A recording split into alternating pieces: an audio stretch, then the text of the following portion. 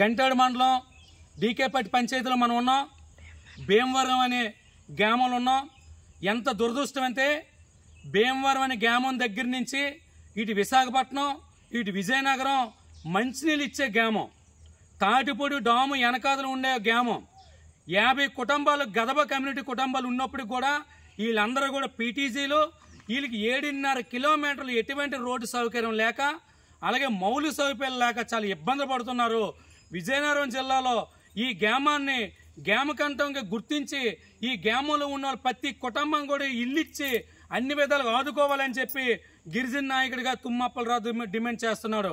అయితే ఈరోజు రాష్ట్రం అంతా కూడా అభివృద్ధి జరుగుతుంది. ఈరోజు కూటమి ప్రభుత్వం వచ్చిన తర్వాత శ్రీ పవన్ కళ్యాణ్ గారు, చంద్రబాబు నాయుడు గారు, అయ్యా ఇలాంటి విలేజ్లు కూడా మీరు ఒకసారి దృష్టి పెట్టాలి. ఈ మధ్య కాలంలోనే బోటు శికారు ఆగిపోతే మళ్ళీ అది బోటు శికారు మీరు మళ్ళీ ప్రారంభిస్తారని ప్రకటన చేయడంతో చాలా ఆనందకరం విషయం. ఈ బోటు శికారు ఓపెన్ చేయడం వల్ల కనీసం వచ్చిన టూరిస్టులు వీళ్ళు పండించిన పంట, కూరగాయలు పండించిన పంటనైనా సరే అమ్ముకొని జీవనోపాధి కలుపుకునే సమయం ఉంది, అవకాశం ఇచ్చినట్టు అయింది. కాబట్టి రాష్ట్ర ప్రభుత్వానికి చాలా ధన్యవాదాలు తెలియజేస్తున్నాం.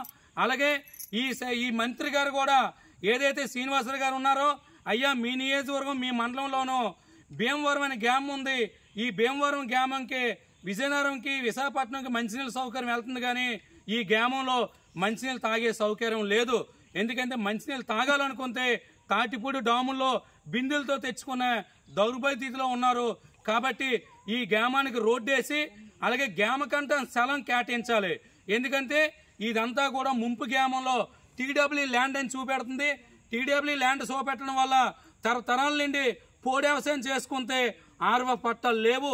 అలాగే వాళ్ళందరికీ కూడా ప్రభుత్వం నుండి పట్టాలు వచ్చే అవకాశం లేదు. వీళ్ళు ఉంటున్న ఇల్లులు కూడా టీడబ్ల్యూ ల్యాండ్ ఉంది కాబట్టి ఇక్కడ గ్రామకంఠాలు లేవు.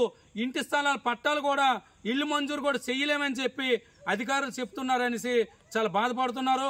కాబట్టి గిరిజన జేఏసీ నాయకుడిగా తుమ్మప్పలరాజు ద్వారా దయచేసి మిమ్మల్ని వేడుకుంటున్నాం, త్వరలోనే ఈ గ్రామాన్ని మీరు సందేహించి ఈ గ్రామాన్ని పరిశీలించి ఈ గ్రామాన్ని సమస్యను పరిష్కారం చేస్తారని కోరుకుంటున్నాం. జై ఆదివాసీ తుమ్మ.